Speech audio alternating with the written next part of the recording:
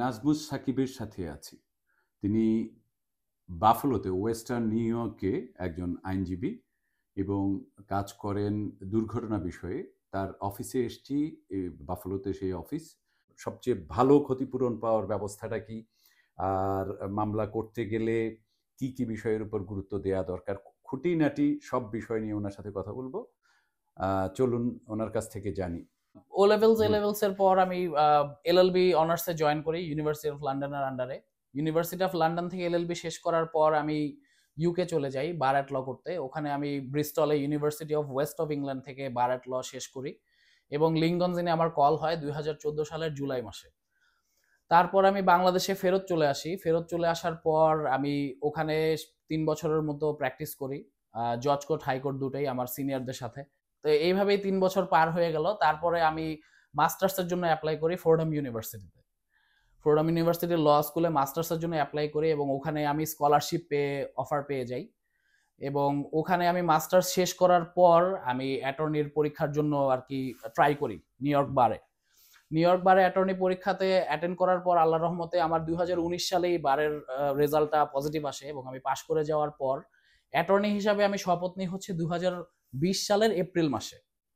এবং তখন স্বাভাবিকভাবে করোনার টাইম ছিল, সো করোনার টাইমের কারণে তখন জব মার্কেটটাও অনেক ডিফিকাল্ট ছিল। তারপরেও আল্লাহর অশেষ মেহেরবানিতে আমি লিবার্টি মিউচুয়াল ইন্স্যুরেন্সে ইন্স্যুরেন্স ডিফেন্স অ্যাটর্নি হিসাবে আমি জয়েন করি 2020 সালের নভেম্বর মাসের 10 তারিখ। তাহলে আমেরিকা এলেন কত সালে? আমেরিকা আমি প্রথম এসেছি 2004 সালে এবং আমার বাবা মারা ওনারা নিউ ইয়র্ক সিটিতেই থাকেন। আমার বোন আছে। আচ্ছা, আপনার পরিবার আগে থেকে আমেরিকায় থাকেন? আমার পরিবার আগে থেকেই থাকেন এবং আমি যাওয়া আসার মধ্যে থাকতাম আর কি। আমার আসলে দেশের প্রতি টানটা বেশি ছিল আর আমার বাবা মাও চাইতো যে আমি দেশেই ল প্র্যাকটিস করি। সো এই জন্যই আর কি আমি ব্রিটিশ লটা পার্সিউ করি প্রথমে। তারপরে আবার সেই পরিবারের কারণেই আমেরিকাতে আমাকে ফেরত আসতে হয় এবং এখানে আবার নতুন করে এখানকার পড়াশোনা করে অ্যাটর্নি হয়ে তারপরে এখানে আমি কাজ শুরু করি। এবং স্বাভাবিকভাবে করোনা আসার পর যেটা হলো, কাজগুলো সব রিমোট হয়ে গেল এবং কোর্টগুলো বন্ধ হওয়ার কারণে সবকিছু ভার্চুয়ালি হয়, জুম বা মাইক্রোসফট টিমস এসবের মাধ্যমে আমরা পরিচালনা করতে থাকি মামলাগুলো। যেহেতু আমার লিবার্টির ম্যানেজারটা খুবই ভালো ছিলেন। লিবার্টি কোথায় কাজ করতেন? সেটা বেসটা কোথায়? লিবার্টির বেসটা ছিল হচ্ছে বাফালোতে। সো প্রথমে আমি আমার ফার্স্ট জব নিয়ে রচেস্টারে আসি। রচেস্টার থেকে তারপরে আমি আমার সেকেন্ড জব লিবার্টিতে আমি বাফালোতে আসি। ফার্স্ট জবটা আমি একদমই শুরু করার আগেই আমি লিবার্টির জবটা পেয়ে যাই।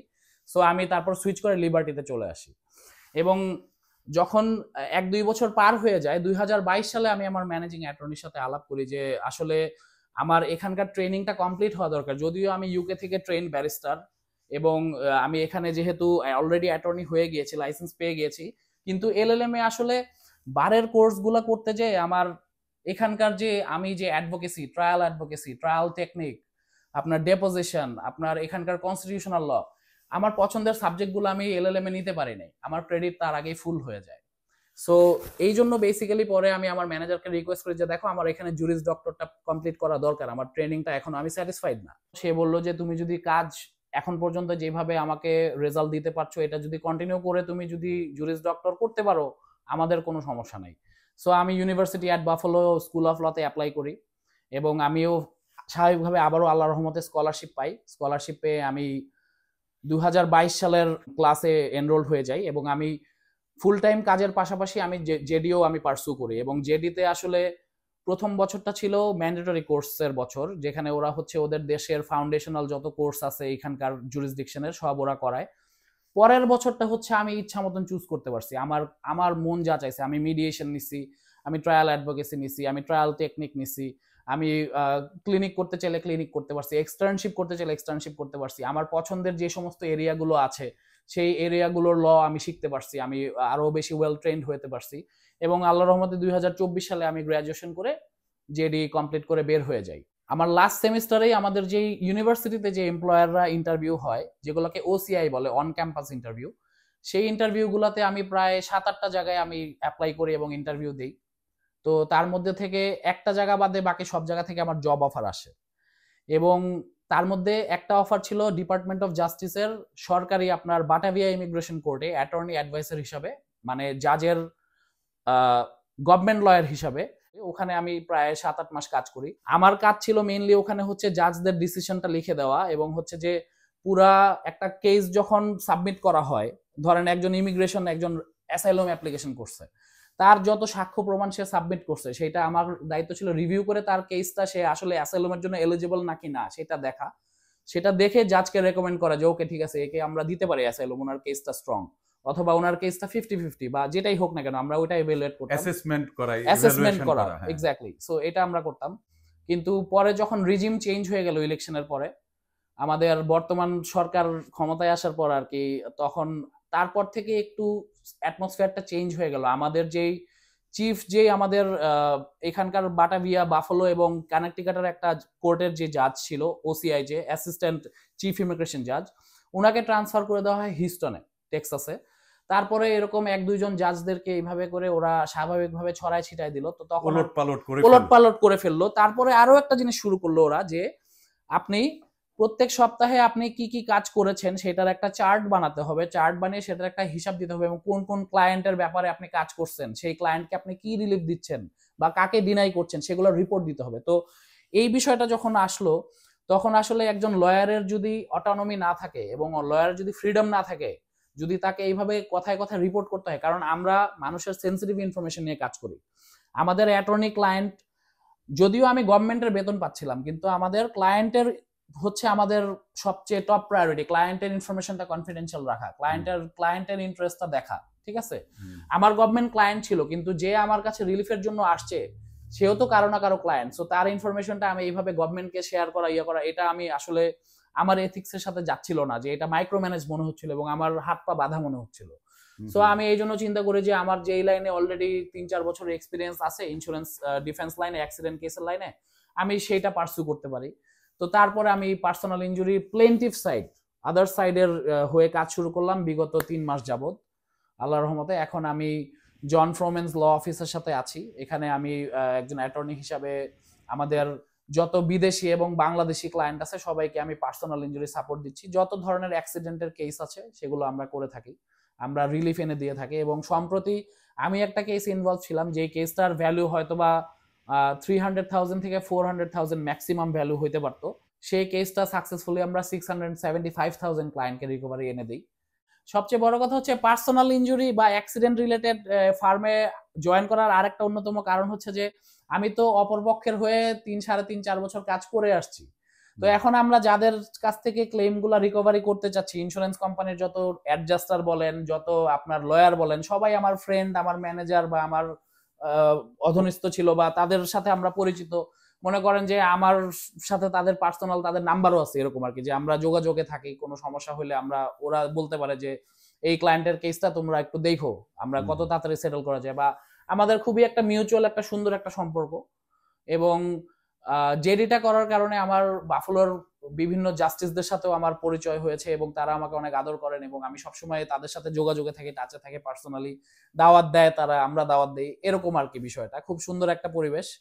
সো এখন আমাদের বাফলোতে প্রচুর অ্যাক্সিডেন্ট হয়, গাড়ি অ্যাক্সিডেন্ট, যেহেতু আমাদের বাংলাদেশি অনেক মানুষই উবার, লিফট এগুলা চালাইয়ে থাকেন, সো এইসবের কারণে প্রচুর অ্যাক্সিডেন্ট হয়, এবং ল্যাঙ্গুয়েজ ব্যারিয়ারের কারণে ওনারা কম্পিটেন্ট একটা যে সঠিক রিপ্রেজেন্টেশন এবং কমিউনিকেশন, ধরেন লয়ার তো খালি হায়ার করলেই হয় না, লয়ারকে পেতে হবে, আপনার প্রশ্ন নিয়ে আপনি লয়ারের কাছে যাতে যেতে পারেন, আপনি যাতে স্বাচ্ছন্দ্য বোধ করেন, আপনি যাতে কমফোর্টেবল থাকেন লয়ারের সাথে কথা বলার জন্য, সেই বিষয়টা চিন্তা করে সবকিছু মাথায় রেখে আমার আসলে ডিসিশনটা নেওয়া যে আসলে কমিউনিটির জন্য এটা অনেক বড় একটা হেল্প হবে, যাতে তারা বাংলাদেশি একজন লয়ারের সাথে ঘনিষ্ঠভাবে তারা তাদের মামলা নিয়ে কথা বলতে পারবেন, প্রশ্ন করতে পারবেন, যখন ইচ্ছা রিচ আউট করতে পারবেন। আমার যেমন একটা ক্লায়েন্ট রাত 4টার সময় তার অ্যাক্সিডেন্ট হয়েছে, সে হাসপাতাল থেকে আমাকে ফোন দিছে, আমি ধরেন সকালবেলা আমি তার সাথে আমি রাত 4টায় তো আমি রেসপন্ড করেছি, বাট তারপরেও আমি তারকে সময় দিচ্ছি যে চিন্তা করেন আপনি, আপনার এখন এই করণীয়।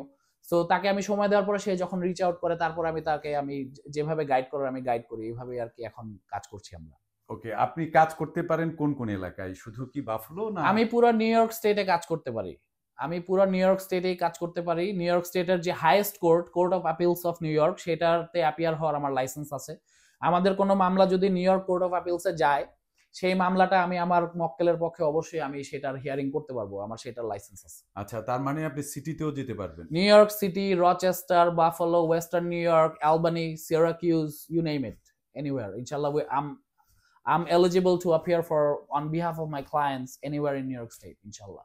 কাজের ধরনটা কি? আপনারা যদি একজন ধরেন একটা অ্যাক্সিডেন্ট হলো, আপনি খবর পেলেন, আপনি কিভাবে খবর পান আর কিভাবে আপনারা ওই ক্লায়েন্টটার সাথে মানে ক্লায়েন্ট সংগ্রহ করেন কিভাবে? ক্লায়েন্ট সংগ্রহ করার প্রক্রিয়াটা আসলে খুবই সহজ। আমরা তো আসলে অত বেশি মার্কেটিং আমরা করি না, কারণ করার প্রয়োজন হয় না। আমাদের এক্সিস্টিং যারা ক্লায়েন্ট আছেন বা যারা আমাদের পাস্ট ক্লায়েন্ট আছেন তারাই আমাদেরকে রেফার করে থাকেন, কারণ আমাদের সার্ভিসে যখন ক্লায়েন্টরা স্যাটিসফাইড হন তারা স্বাভাবিকভাবে তাদের পরিচিত কারো কোনো সমস্যা হলে, বিপদ আসলে তারা রেফার করেন। আমাদেরকে আপনারা বিল বোর্ডে দেখবেন না, আমাদেরকে আপনারা কোথাও কোনো আপনার চ্যানেলে ওইভাবে দেখবেন না, খুবই কম। আমাদের আসলে সময় অনেক সংকীর্ণ, যেমন আজকে রবিবারে এরকম একটা বিকালবেলা টাইমে ক্রিকেট খেলে এসে আপনার সাথে কথা হচ্ছে, সো সময়টা খুবই সংকীর্ণ। আমাদের কাজের ধরনটা খুবই মজাদার এবং খুবই ইন্টারেস্টিং, কারণ এতে আপনার কোর্টে ক্লায়েন্টের জন্য অ্যাপিয়ারেন্সের বিষয়ও থাকে, ইন্স্যুরেন্স কোম্পানির সাথে নেগোসিয়েশনের বিষয় থাকে, প্রচুর লেখালেখির বিষয় থাকে। আর লেখালেখিটা হচ্ছে যে আপনি যখন কোর্টে একটা আরজি পেশ করবেন যে আপনি কি রিলিফ চাচ্ছেন বা আপনি একটা মোশন ফাইল করবেন, সেই মোশনটা আপনি কতটুকু যথাযথ কম্পিটেন্টলি লিখেছেন সেটার উপরে অনেক কিছু ডিপেন্ড করে। কারণ সাধারণত কোর্টে যেটা হয়ে থাকে, জাজরা হাজার হাজার লক্ষ লক্ষ মামলা শুনে, তাদের এত সময় নাই, তারা দেখা যায় যে ফোন টিপতেছে বা ঘুমায় যেতেছে। ডিসিশনটা কিন্তু আগেই হয়ে গেছে, কারণ আপনি যে লিখিত যে পিটিশনটা জমা দিয়েছেন ওইটা সে পরে রাত্রেবেলা ডিসিশন সে নিয়ে রাখছে, এখন জাস্ট একটা ফর্মালিটি যে আপনার হিয়ারিংটা হইলো, সে তারপর রায় দিল। এটা হচ্ছে মোশনের ক্ষেত্রে। আর যখন ফুল ট্রায়াল হয় সেটাও আর একটা ইন্টারেস্টিং। ট্রায়াল 1 সপ্তাহ লাগতে পারে, 10 দিন লাগতে পারে। ট্রায়ালের বিষয়টা ট্রিকি এই কারণে, কারণ তখন আর জাজ ডিসাইড করে না, তখন হচ্ছে যে 6 জন জুরি সিলেক্ট করা হয় সাধারণ জনগণ থেকে এলাকা অনুযায়ী। সেই জুরিরা ডিসাইড করে যে এই কেসটাতে কে জিতলো, এবং এই কেসটাতে দুইটা জিনিস ডিসাইড করে, একটা হচ্ছে যে কার দোষ, মানে কে হারলো কে জিতলো এটা ডিসাইড করে। দ্বিতীয়টা ডিসাইড করে যে যদি প্লেন্টিফ জিতে থাকে, মানে যে যার দোষে অ্যাক্সিডেন্টটা হয় নাই, যে ব্যথা পেয়েছে অথবা যার ক্ষতি হয়েছে, সে যদি জিতে থাকে তাহলে তার রিকভারিটা কয় টাকা হবে, ড্যামেজেস সে কত পাবে। আচ্ছা, এটা হচ্ছে ট্রায়ালের ক্ষেত্রে। এবং আমাদের আপনার কিছু কিছু সময় মধ্যস্থতা করতে হয়, মিডিয়েশন, আউট অফ কোর্ট যেটা হয়, এডিআর যেটা অল্টারনেটিভ। আমার বোধ হয় যে বেশিরভাগ আউট অফ কোর্ট হয় না, 90% 95% cases out of court settlement হয়ে যায়। কারণ হচ্ছে যে যখন আমরা যথাযথ রেকর্ডস এক্সচেঞ্জ করি ইন্স্যুরেন্স কোম্পানির সাথে, ওরা বুঝে যায় যে এই ক্লেমটার ভ্যালুটা কত হতে পারে, এবং জুরির সামনে ফেললে এই ক্লেমটা আমরা যেটা ক্লেম করতেছি বা ওদের পলিসি যেটা আছে সেটার থেকে বেশি অ্যাওয়ার্ডও আসতে পারে। এই ভয়ে দেখা যায় যে ওদেরকে আমরা মোটামুটি একটু ম্যানিপুলেট করে আমরা ওদেরকে ভালো একটা অফার সেটেলমেন্ট অ্যাকসেপ্ট করায় ফেলতে পারি আর কি, যে আমরা বলি যে তোমার পলিসি অনুযায়ী আমাদের ক্লায়েন্টের ক্লেম অনুযায়ী যেটা হবে সেটা আমরা রিকভার করব। সো আমরা কোনোভাবে, এবং আমরা প্রচন্ড অ্যাগ্রেসিভ ল ফার্ম, আমরা হচ্ছে যে ক্লায়েন্টের বিষয়ে কোনো ছাড় দেই না, সে যত ভালো ফ্রেন্ডই হোক। আপনার ইন্স্যুরেন্স কোম্পানিতে আমাদের প্রচুর, আমার নিজের প্রচুর ফ্রেন্ডরা কাজ করে, লয়াররা কাজ করে, অ্যাডজাস্টাররা কাজ করে, অ্যাসিস্ট্যান্ট প্যারালিগাল ওরা কাজ করে। আমরা ফ্রেন্ডশিপের জায়গায় ফ্রেন্ডশিপ, কিন্তু ক্লায়েন্টের কাজের ব্যাপারে কোনো ছাড় নেই আর কি। তার মানে প্রতিপক্ষ হচ্ছে ইন্স্যুরেন্স সব কেসে। যেহেতু আপনার গাড়ির ইন্স্যুরেন্স থাকে, বাসের ইন্স্যুরেন্স থাকে, ট্রাকের ইন্স্যুরেন্স থাকে, একটা বাড়ির ইন্স্যুরেন্স থাকে, রেস্টুরেন্টের ইন্স্যুরেন্স থাকে, যত কমার্শিয়াল প্রপার্টি আছে সবার ইন্স্যুরেন্স থাকে। যাদের দোষে ঘটনাটা ঘটে তারা তো এইরকম সিচুয়েশনের জন্য ইন্স্যুরেন্সটা রাখে যে আমার দোষে যদি কখনো কোনো অ্যাক্সিডেন্ট হয় আমার পার্সোনাল টাকায় তো হাত দিতে পারবে না, কারণ আমার ইন্স্যুরেন্স আছে, আমি ইন্স্যুরেন্সের প্রিমিয়াম এইজন্যই পে মানে ইনসিওরড থাকে, ইনসিওরড থাকে। আপনি ফুটপাতে হাঁটলেও city insured, right. City of Buffalo কিছু কিছু মানে অপোনেন্ট থাকে যারা সেলফ ইনসিওরড, যেমন সিটি অফ বাফালোর কোনো আলাদা ইন্স্যুরেন্স কোম্পানির সাথে কোনো ইন্স্যুরেন্স কেনা নাই, ওরা সেলফ ইনসিওরড, মানে ওরা যদি কাউকে কোনো ক্ষতি করে এটা ওদের নিজেদের পকেট থেকেই দিতে হবে। সো সিটি অফ বাফালো এখানে একটা এক্সেপশন আর কি। আচ্ছা আচ্ছা আচ্ছা, আমার কাছে যেটি মনে হয়েছে যে আর সব মামলার চেয়েও আর সব কি বলে এটা জায়গার ক্ষেত্রের চেয়েও স্পেশালি দুর্ঘটনার মামলাগুলো একটু ভিন্নতর। দুর্ঘটনার মামলাগুলো একটু ভিন্নতর এই কারণে যে এখানে আপনার রিপ্রেজেন্টেশনটা হচ্ছে সবচেয়ে ক্রুশাল, যে আপনি আপনার কেসটা কাদেরকে হ্যান্ডেল করতে দিচ্ছেন বা তারা এই ব্যাপারে কতটুকু দক্ষ এবং কতটুকু অভিজ্ঞ এবং কতটুকু সিনসিয়ার। কারণ দেখা যায় যে লয়ারদের কাছে ক্লায়েন্টরা যখন আসে তখন লয়াররা ইভালুয়েট করে যে এই মামলাটা এত টাকার মামলা হবে। স্বাভাবিকভাবে লয়াররা যেটা করে, ইন জেনারেল সবার কথা বলবো না, যেমন আমরা এটা করি না, আমাদের কাছে 20,000 টাকার মামলারও যেই অ্যাটেনশন, যেই সিনসিয়ারিটি, আমরা 20 লাখ টাকার মামলাও আমরা সেম অ্যাটেনশন, সিনসিয়ারিটি দিয়ে থাকি। কারণ হচ্ছে যে কোনো ক্লায়েন্টই আমাদের কাছে ছোট বা বড় না। আমাদের যেই ক্লায়েন্টের কেস যে অবস্থায় থাকে তাকে যতটুকু অ্যাটেনশন দেওয়া দরকার এবং যতটুকু সময় ওটার পিছনে ব্যয় করা দরকার আমরা করে থাকি।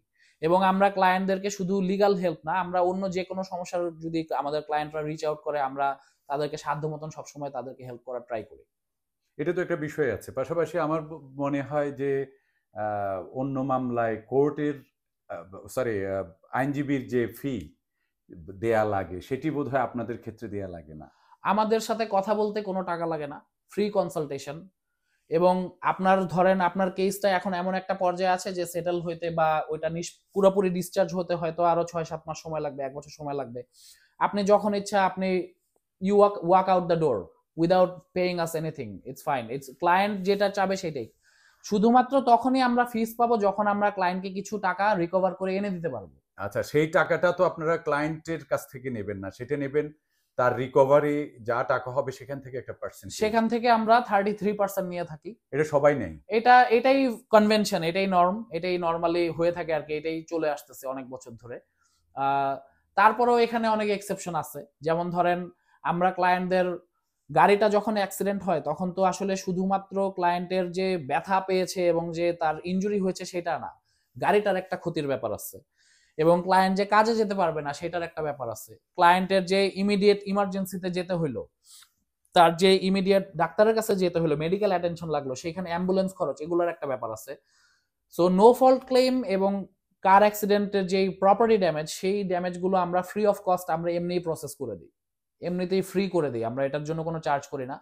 আমরা শুধুমাত্র যখন তার ইনজুরির জন্য pain and suffering, loss of অ্যামিনিটির জন্য সে কোনো রিকভারি পেয়ে থাকে আলটিমেটলি যে ইন্স্যুরেন্স কোম্পানি থেকে অথবা যে কোনো থার্ড পার্টি থেকে, সেটা থেকে আমরা একটা ফিজ আমরা রাখি। কারণ আমাদেরও তো আসলে লাইট অন রাখতে হবে, সো আমাদের এই জন্য কিছুটা ফি অবশ্যই রাখতে হয়। কিন্তু দেখা যায় যে ক্লায়েন্ট যখন স্যাটিসফাইড থাকে, মানে আমাদের কাছে মূল প্রায়োরিটি আমার ক্লায়েন্টটা যদি স্যাটিসফাইড থাকে, এটাই হচ্ছে সবচেয়ে বড় পাওয়া আর কি একটা লয়ারের জন্য আমি মনে করি। যে কারণ আপনি যখন একটা ভালো রিকভারি এনে দিতে পারবেন তখন যে ক্লায়েন্টের যেই খুশি মুখটা, ওটা দেখলে আসলে তখন মনে হয় যে না, আই হ্যাভ অ্যাচিভ সামথিং, মানে আমি অবশ্যই কিছু একটা করতে পারছি, ভালো কিছু। আপনার প্রতিষ্ঠান সম্পর্কে শুনি, এখন যে প্রতিষ্ঠানে আছেন এটার কর্মকাণ্ড সম্পর্কে একটু শুনি। এই প্রতিষ্ঠানটা এস্টাবলিশ করে হচ্ছে জন জে ফ্রোমেন সিনিয়র। উনি মারা গেছেন 2018-19 সালের দিকে, এক্সাক্ট সালটা মনে নাই। এবং উনি এই প্রতিষ্ঠানটা এস্টাবলিশ করেন 60 বছর আগে এখন থেকে। এবং তারপর থেকে ওনার ছেলে জন ফ্রোমেন জুনিয়র, উনি এই প্রতিষ্ঠানটার ম্যানেজিং অ্যাটর্নি, ম্যানেজিং পার্টনার। এবং আমাদের আরো 9 জন লয়ার আছে আমি সহ, তাদের মধ্যে 5 জন পার্টনার, বাকি 4 জন অ্যাসোসিয়েট। সো আমরা একসাথে এখন বর্তমানে কাজ করছি। তার আগে আমার যে ম্যানেজিং পার্টনার, ওনার একার এক্সপিরিয়েন্স প্রায় 40 বছরের কাছাকাছি, উনি 40 বছর ধরে এই কাজটাই করতেছে। এবং মজার বিষয় হচ্ছে যে আমাদের ফার্মটা ছোট হলেও বাফালোর মধ্যে সবচেয়ে সাকসেসফুল ফার্ম হচ্ছে আমরা। এবং successful in the sense that western New York এবং 8th জুডিশিয়াল ডিস্ট্রিক্টে সবচেয়ে হাইয়েস্ট সেটেলমেন্ট আমাদের ফার্মে হয়েছিল। 2023 সালের ঘটনা এটা। একটা মহিলাকে পুলিশের গাড়ি মেরে দিয়েছিল, একজন পথচারী মহিলাকে, উনি একজন স্কুল টিচার ছিলেন। তো মেরে দিয়েছে মানে কি একদম মারা গেছে নাকি? মারা যায় নাই, উনি আহত হয়েছিলেন। উনি আহত হয়েছিলেন এবং পুলিশ হচ্ছে যে একজন পারপেট্রেটরকে চেজ করতেছিল, একটা পুলিশ চেজ হচ্ছিল। সো চেজের মধ্যে ওইখানে মাঝখানে উনি ভিকটিম, মানে উনি তখন রাস্তা পার হওয়ার জন্য ওয়েট করছিলেন বা দাঁড়িয়েছিলেন, তখন ওনাকে আঘাত করা হয় আর কি। তো ওই মামলাটা আমাদের অফিস থেকে আপনার কোর্টে যায়, ওইটা নিয়ে অনেক ফাইট হয় এবং ওই মামলাটায় আমরা $43 মিলিয়ন ওই স্কুল টিচারের জন্য আমরা রিকভারি এনে দিতে পারি। এবং এটা নিউ ইয়র্ক স্টেটের মধ্যে ওয়ান অফ দ্য হাইয়েস্ট, এবং বাফালো মানে ওয়েস্টার্ন নিউ ইয়র্ক এই সাইডের জন্য এটা সবচেয়ে হাইয়েস্ট। আর এটা আমাদের জুরিসডিকশনটা পড়েছে হচ্ছে নিউ ইয়র্কের 8 নাম্বার জুডিশিয়াল ডিস্ট্রিক্টে। এই জুডিশিয়াল ডিস্ট্রিক্টে আপনার 43 মিলিয়ন হচ্ছে সবচেয়ে হাইয়েস্ট রিকভারি এখন পর্যন্ত, যেটা কিনা আমাদের অফিস এনে দিতে পেরেছে। সো আমাদের কাজের ধরনটা এবং আপনার মনে করেন সিনসিয়ারিটি, ক্লায়েন্ট কমিউনিকেশন, প্রত্যেকটা ক্লায়েন্টের কমপ্লেন দেখবেন আপনি যে লয়ারে ফোনে পাই না, লয়ার ফোন ধরে না, লয়ার আমাকে ঠিক মতন কিছু জানাচ্ছে না, কোনো আপডেট দিচ্ছে না। আমাদের ক্লায়েন্টের আল্লাহর রহমতে এরকম কোনো কমপ্লেন এখন পর্যন্ত আমরা পাই নাই। বাট আমাদের আলাদা একটা ডিপার্টমেন্টই আছে যে ক্লায়েন্ট যদি কেউ কোনো কমপ্লেন করে, সেটা আমরা মানে কখন করছে কি বিষয় ওইটা আমরা খুবই সিরিয়াসলি নিই এবং আমরা সাথে সাথে ওইটা মানে উইদাউট এনি ডিলে আমরা ওইটাকে অ্যাড্রেস করি। আমরা কোনোভাবে এই মানে আমাদের কাছে হচ্ছে আমাদের রেপুটেশনটা এবং আমাদের গুডউইলটা এবং আমাদের ক্লায়েন্ট স্যাটিসফ্যাকশনটা সবচেয়ে ইম্পর্টেন্ট। একটা মানুষ যখন দুর্ঘটনার শিকার হয় তখন আসলে তার লাইফে অনেক কিছু চেঞ্জ হয়ে যায় এবং গুরুতর এগুলা দেখা যায় যে একটা মানুষের উপর তার পুরো পরিবার তার উপরে চলতেছে। আর বাংলাদেশিদের জন্য তো আরো বেশি, কারণ আমাদের বাংলাদেশি ভাইরা বোনরা তারা দেখা যায় দেশেও তাদেরকে ফ্যামিলি রান করতে হয়, তাদের এক্সটেন্ডেড ফ্যামিলি আছে। সো যারা হচ্ছে head of the house hold, তাদের যদি আল্লাহ মাফ করুক কিছু হয়ে যায়, সেই ক্ষেত্রে এই রিকভারিটা যত বেশি আনা যায় ততটাই ভালো। কিন্তু এখানে অনেকগুলো ফ্যাক্টর কাজ করে। আপনাকে কে অ্যাক্সিডেন্টটা কার দোষে হইলো, কে মারলো, এবং আপনার তাদের পলিসি কত, তাদের আসলেও কি কোনো জাজমেন্ট যদি কোর্ট থেকে আমরা এনে দিই সেটা সে আসলে এফোর্ড করতে পারবে কিনা, সেগুলো ব্যাপারও এখানে কাজ করে।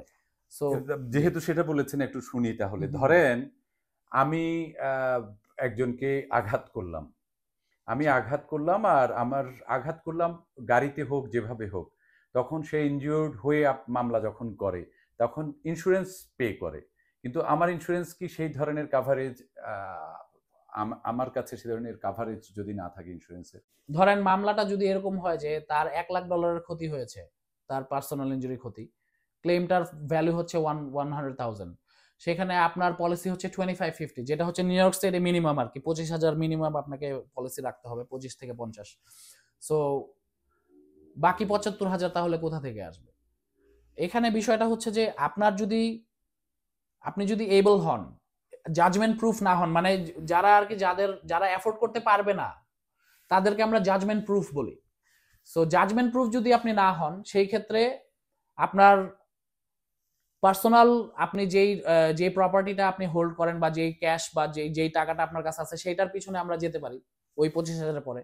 এটা ছাড়াও আপনার যে ব্যথা পেয়েছে, যাকে আপনার অবহেলার কারণে যে আহত হয়েছে, তার নিজের কিছু ইন্স্যুরেন্স থাকে। যেমন ধরেন ইন্স্যুরেন্সের পলিসিগুলো বিভিন্ন টাইপের হয়। একটা হচ্ছে সাম মানে হচ্ছে যে কিনা আপনার ইউআইএম, সাম, নো ফল্ট, এগুলোর একটা ধরন হচ্ছে যে আপনার যেটা মনে করেন আনইনসিওর্ড, যেমন এমন কেউ মারছে যার কোনো ইন্স্যুরেন্সই নাই গাড়ির, ধরেন সে চোরাই একটা গাড়ি চালাচ্ছিল, তার কোনো ইন্স্যুরেন্সই নাই। সেই ক্ষেত্রে কিন্তু তখন আমাকে যে মেরেছে, আমার যে ইন্স্যুরেন্সটা আছে সেখানে আমার আনইনসিওর্ড মোটরিস্ট কাভারেজ যতটুকু থাকবে, ধরেন $1,00,000 থাকতে পারে, ওই $1,00,000 আমি আমার নিজের ইন্স্যুরেন্সের থেকে ক্লেম করে আমি নিতে পারবো। যদি তারা তখন না দিতে চায়, তখন আমি আমার নিজের ইন্স্যুরেন্সের এগেইনস্টে আমি ক্লেম করে মামলা করে আমি সেটা আনতে পারবো। এটা গেল এক ধরনের। দ্বিতীয় ধরনের, ধরেন আপনি যেই উদাহরণটা দিয়েছেন, আমি প্রথমটা আগে বলে নিলাম, এটা হলো দ্বিতীয় স্টেপ। দ্বিতীয়টা হচ্ছে যে এনাফ ইন্স্যুরেন্স নাই, আন্ডার ইনসিওর্ড মোটরিস্ট যদি মেরে থাকে অবহেলা করে, সেই ক্ষেত্রে তখনও ওই যে আমার যে কাভারেজটা আছে, আমার আন্ডার ইনসিওর্ড মোটরিস্টেরও একটা কাভারেজ থাকবে আমার নিজের ইন্স্যুরেন্সে, তখন আমি সেইটা আমি ক্লেম করতে পারবো। এবং যদি আমার ইন্স্যুরেন্স না মানে বা না দিতে চায়, সেই ক্ষেত্রে তখন আমরা কোর্টের সাহায্য নিয়ে আমরা তখন সেটা আমরা ফাইট করে ওটা যেমনি হোক ওটা আদায় করে থাকি। এই ধরনের ক্ষেত্রে যিনি বাদীর কোনো অবহেলা তো থাকে না। না, নিউ ইয়র্ক স্টেটটা হচ্ছে যে এখানে বাদীর অবহেলার একটা বিষয় থেকে থাকে। কিছু কিছু ক্ষেত্রে ইন্স্যুরেন্স কোম্পানি ফুল লায়াবিলিটি নিতে চায় না, ধরেন বলে যে 50-50, অথবা আমার ক্লায়েন্ট 75% লায়াবল, তোমার ক্লায়েন্টেরও দোষ ছিল, সে সিট বেল্ট পরা ছিল না, বা সে রং টার্ন নিছে, বা সে একটু জোরে গতিতে চালাচ্ছিল, এরকম অনেক কিছু ওরা অজুহাত বা ওরা দেখাতে পারে, কারণ দেখাতে পারে। এবং এই কারণগুলো ওরা দেখায় এই কারণে যে এই কারণগুলো দেখে ওরা ক্লেমটার ভ্যালুটাকে কমানোর চেষ্টা করে। এবং আলটিমেটলি ওরা এটা বলতে চায় যে তুমি যদি এই কেসটা নিয়ে কোর্টে যাও, জুরি তোমার ক্লায়েন্টকে 30% লায়াবল পাবে, আমার ক্লায়েন্টকে 70% লায়াবল পাবে। এটা আমাদের মতে যদি সেটাই হয়ে থাকে তাহলে আমরা 70% পে করবো, আমরা 30% পে করবো না। কিন্তু আমাদের দায়িত্ব হচ্ছে যে ওই সূক্ষ্ম জায়গাগুলোকে ফাইট করা, এবং ওই জায়গাগুলোকে আমার ক্লায়েন্টের যদি কোনো ভুল থেকেও থাকে সেইটাকে কিভাবে আমরা শুধরাবো, সেইটার আসলে লয়ার মানে তো কৌশলী। হ্যাঁ হ্যাঁ, আসলে ওই কৌশলটাই আর কি আমাদের লুপহোলসগুলো বের করে সেগুলো বন্ধ করার চেষ্টা করা করা। এবং এটা তো আসলে একদিন দুই দিনে আসে না, এটার জন্য বছরের পর বছর অভিজ্ঞতার ব্যাপার আছে। সো প্রতিনিয়ত কাজ করে যাচ্ছি, কাজ শিখছি, এবং আমাদের এখানে যারা অ্যাটর্নি, যারা পার্টনার, তারা মানে সবাই আসলে 30-40 বছর ধরে এই লাইনে প্র্যাকটিস করছেন। তো তাদের দেখা যায় যে আপনি ধরেন আমাদের কোনো ক্লায়েন্ট যদি আসে যে ভাই আমি একটা টিকিট খাইছি, জাস্ট স্পিডিং টিকিট, আমরা মনে করেন যে আমাদের অফিস থেকে আমরা জাস্ট ফোন দিয়ে দিলে কোর্টে ওইটা ফোনে ওটা যা হওয়ার হয়ে যায়, আমাদেরকে যেতে হয় না। এটা জাস্ট একটা কথার কথা বলতেছি, আমি ফোন দিলে হবে না, তাদেরকে দিয়ে দেওয়াতে হবে। সো আমাদের কোর্টের সাথে, জাজদের সাথে, আমাদের সবার সাথে সম্পর্কটা সেরকম। আর আমাদের ফার্মটাকে সবাই আর কি এক নামে চিনে বাফালোতে, কোর্টে বিশেষ করে, অন্য লয়াররা, ইন্স্যুরেন্সের লয়াররা এক নামে চিনে এই কারণে যে আমরা ক্লায়েন্টদের জন্য কাজের ব্যাপারে আমরা প্রচন্ড অ্যাগ্রেসিভ, এবং আমাদের সেই পরিমাণ রিসোর্সেস আছে যে ইন্স্যুরেন্স কোম্পানি তো অনেক রিসোর্সফুল, ওদের অনেক টাকা আছে, কিন্তু একটা প্লেনটিভস ফার্ম আমরা এতটাই রিসোর্সফুল, এটা যদি মনে করেন যে যত ধরনের এক্সপার্ট হায়ার করতে হবে, একটা অ্যাক্সিডেন্ট ধরেন যখন ঘটে, আমাদের কাছে এরকম এক্সপার্টও আছে যে পুরো অ্যাক্সিডেন্টটা আমরা রিকনস্ট্রাক্ট করে আমরা ওটা দেখতে পারবো যে আসলে কি হয়েছিল। এক্সপার্ট এগুলো তো আসলে খরচ করতে হয়, অনেক টাকা যায়, এটা আমাদের অফিস থেকে এগুলো আমাদের ব্যবস্থা আছে, কিন্তু এগুলোর জন্য আমরা ক্লায়েন্টদেরকে কিছু চার্জ করি, এটা তার কেসের অংশ। সো এটা ডিপেন্ড করে কেস টু কেস যে কোন কেসে আমাকে কোন হাতিয়ারটা ইউজ করতে হবে, সেখানে আমরা করে থাকি। হ্যাঁ, সেই ধরনের যে কত ইনভেস্ট করতে হবে, এটা তো এক ধরনের ইনভেস্ট। অবশ্যই, হ্যাঁ। আমাদের যারা এক্সিস্টিং ক্লায়েন্ট বা যারা আমাদেরকে ইনজুরি লয়ার জন্য রিটেইন করে, তাদের অন্যান্য আনুষঙ্গিক কোনো সমস্যা হলে সেটাও আমরা দেখি। যেমন ধরেন আমাদের অনেক ক্লায়েন্ট আছে যারা এক্সিস্টিং, তারা যদি স্পিডিং টিকিট খায়, এটা আমরা এটা হ্যান্ডেল করি। তাদের যদি রিয়েল এস্টেট কোনো সমস্যা থাকে আমরা হ্যান্ডেল করি। কোনো ক্রিমিনাল সমস্যা যখন আপনার ক্লায়েন্ট হয়ে যায়, জি, ক্লায়েন্ট হয়ে যাবার পর তার আরো যে সমস্যাগুলো থাকে সেগুলো আপনারা দেখেন, যে কোনো সমস্যা, কারণ সেগুলোর জন্য তো চার্জ করেন না। সেগুলোর জন্য চার্জ করি না, মানে বাংলাদেশিদের জন্য এখন পর্যন্ত আমি ওইভাবে চার্জ করার নিয়মটা আর কি চালু করি নাই। আমাদের অফিসে হ্যাঁ কিছুটা চার্জ করা হয় নামমাত্র মূল্যে, কিন্তু ওরকম সাবস্ট্যান্সিয়াল কোনো অ্যামাউন্ট চার্জ করা হয় না। এবং আমার লক্ষ্য হচ্ছে যে আমাদের অফিসের ম্যানেজমেন্টকে এটাতে কনভিন্স করা যে আমার বাংলাদেশি ক্লায়েন্টদের যা সাপোর্ট লাগবে পার্সোনাল ইনজুরির বাইরে, সেটা আমরা ফ্রি অফ কস্ট প্রোভাইড করার চেষ্টা করব। বাদীর প্রতারিত হবার কোনো সুযোগ আছে কিনা কোনো মামলায়? অনেক সুযোগ আছে এবং এরকম অনেক হয়ে থাকে। আসলে দুর্ভাগ্যজনকভাবে নিউ ইয়র্ক সিটিতে অনেক বেশি হয়, বাফালোতেও টুকটাক আমি রিপোর্ট পেয়েছি, আমি অনেক কল পাই ক্লায়েন্টদের যে ভাই আমার কেসটার এই অবস্থা, আমি তো আসলে এখন বুঝতেছি না কি করবো। মানে এমন একটা পর্যায়ে নিয়ে লোকটার কেসটাকে ছেড়ে দিয়েছে যে এখন তার আসলে অনেক দেরি হয়ে যায়, কিছু করার থাকে না। যেমন কয়েকদিন আগে একজন বাংলাদেশি ভাই ফোন দিয়ে বললো যে ভাই আমি অমুকের অফিসে আমার কেসটা দিয়েছিলাম, তারা তো আমার নো ফল্ট ক্লেমটাই অ্যাপ্লাই করেনি। নো ফল্ট ক্লেম হচ্ছে অ্যাক্সিডেন্ট হওয়ার 1 মাসের মধ্যে অ্যাপ্লাই করতে হয়, না হলে আপনি মেডিকেল যাতায়াত, মেডিকেল খরচ, আপনার কাজের যে লস্ট ওয়েজেস, এমপ্লয়মেন্ট যে ক্ষতিটা আপনার, এগুলো আপনি পাবেন না আপনার নিজের ইন্স্যুরেন্স থেকে। কারণ অন্য ইন্স্যুরেন্স থেকে আদায় করার বিষয়টা তো অনেক পরের বিষয়, ভবিষ্যতের বিষয়। এখন তো আপনাকে সার্ভাইভ করতে হবে। আপনার অ্যাক্সিডেন্টটা এখন হয়েছে, এখন আপনি 2-3 মাস কাজে যেতে পারতেছেন না, অসুস্থ, আপনি হাসপাতালে, বা আপনার যে কোনো ইনজুরির কারণে আপনি এখন ডিসেবলড, হ্যাঁ, সেই ক্ষেত্রে তো আপনার ইমিডিয়েট তো টাকার প্রয়োজন, সেই টাকাটা তো আপনার ইন্স্যুরেন্স কভার করবে, কিন্তু সেই কাভারেজটার যে ক্লেমটা সেটা 1 মাসের মধ্যে করতে হয়। একজন ফোন দিয়ে বলতেছে যে ভাই আমার তো 3-4 মাস হয়ে গেছে, আমার নো ফল্টটা, মানে আমার লয়ার আমাকে, মানে আরেকজন বলছে আমাকে যে এটা করা হয় না, এই জন্য আমি, তখন আমি বললাম যে এটা তো অনেক বড় একটা ভুল হয়ে গেছে, এটা তো আপনাদের আসলে, আপনারা কার কাছে কেসটা দিচ্ছেন সেটা ভালো করে রিসার্চ করে, তাদের ব্যাকগ্রাউন্ড কি, তাদের পড়াশোনা কি, তাদের ট্রেনিং কিরকম, সেটা না জেনে যদি আপনারা এগুলো করেন তাহলে তো এরকম বিপদে আপনারা পড়বেন। শুধুমাত্র পত্রিকায় বিজ্ঞাপন দেখে আসলে বিভিন্ন সোসাইটির বিভিন্ন জায়গায় বাস দেয়, গাড়ি দেয়, এই ধরনের লয়ার দেখে তো আর চলবে না। প্রচন্ড প্রতারিত, এবং এগুলা লিটারালি ম্যাল প্র্যাকটিস, এবং এই সমস্ত কারণে অনেক লয়ারের লাইসেন্সও বাজেয়াপ্ত হয়। যে আমরা জানি না আর কি, সেটা আমরা জানি, আপনারা জানেন না, বাট আমরা জানি, আমরা রেগুলার মনিটর করি, এবং আমাদের মানে ক্লায়েন্ট যাতে কোনো বিপদে না পড়ে। কারণ আসলে লটা কার জন্য? লটা তো আসলে ক্লায়েন্টের জন্য। একটা মানুষ যখন একটা বিপদে পড়বে, এবং লটা হচ্ছে ফেয়ারনেসের জন্য, তখন আমি যদি একটা মানুষ, তাকে আমি সহজ সরল পেয়ে যদি আমি তাকে অ্যাবিউজ করি, বা আমি যদি তার কেসটা নিলাম, নিয়ে তারপরে আমি খালি টাকার পিছনে ছুটতেছি, আমার কথা হচ্ছে যে আমাদের সব কেসের দরকার নাই, আমাদের হচ্ছে আমাদেরকে যারা রিচ আউট করবে তাদের পাশে আমরা সবসময় আছি, এবং আমাদের লক্ষ্য এবং উদ্দেশ্যটা হচ্ছে ভালো সার্ভিস প্রোভাইড করা, কম্পিটেন্ট রিপ্রেজেন্টেশন প্রোভাইড করা, যাতে মানুষ আস্থা পায়, মানুষ যাতে ভরসা পায়, এবং মানুষ যাতে লিগ্যাল প্রফেশনের প্রতি যাতে মানুষের ভরসাটা থাকে যে না, এখনো মানে আমেরিকার মতন জায়গায় এখানেও অনেক দুর্নীতি হয়, অনেক ধরনের ভুলভাল হয়ে থাকে, অনেক ম্যাল প্র্যাকটিস হয়ে থাকে, অনেক প্রতারণা হয়ে থাকে, কিন্তু তারপরেও কিছু জায়গা আছে যারা আর কি ভরসার মতো ট্রাস্টওয়ার্দি, এবং নিজের মানে ক্লায়েন্টদেরকে ফ্যামিলির মতো ট্রিট করে। আমরা নিজেদেরকে ওইভাবেই আসলে উপস্থাপন করতে যাই ক্লায়েন্টদের সামনে এবং কমিউনিটির সামনে। বাদী হেরে যাবার নজির আছে নাকি? থেকে থাকে, এটা ডিপেন্ড করে। বাদী হেরে যাবার নজির থাকে, বাদীর যদি কম্পিটেন্ট রিপ্রেজেন্টেশন বা ওইরকম দক্ষ লয়ার যদি হায়ার না করে, এবং সেই ক্ষেত্রে লয়ারের ভুলের কারণে বাদী হেরে যাবার চান্স, এরকম অনেক উদাহরণ রয়েছে। আসলে একটা জিনিস হয়ে থাকে যেটা নিউ ইয়র্ক সিটিতে প্রচুর বেশি হয়, বাফালোতে কতটুকু হচ্ছে বা হয় আমি জানি না, এখনো আমার কাছে ইনফরমেশন নাই। সেটা হচ্ছে যে রেফারেল। ধরেন একটা লয়ার, সেটা পার্সোনাল ইনজুরি হোক, ইমিগ্রেশন হোক, অ্যাক্সিডেন্ট হোক, আপনার ক্রিমিনাল লয়ার হোক, যে কোনো ধরনের প্র্যাকটিসের লয়ার কিন্তু রেফারেল যে নেয়, ধরেন আপনাকে আমি বললাম যে সোহেল ভাই, আপনার 90,000 ফলোয়ার আছে ফেসবুকে, আপনি যদি আমাকে বছরে 10টা মামলা দেন, আপনাকে আমি ওখান থেকে একটা ফি দিব। ওখান থেকে আমি ওই মামলা থেকে যে রিকভারি আসবে সেখান থেকে 5% আপনার। এই যে অ্যারেঞ্জমেন্টটা, এটাকে রেফারেল বলা হয়।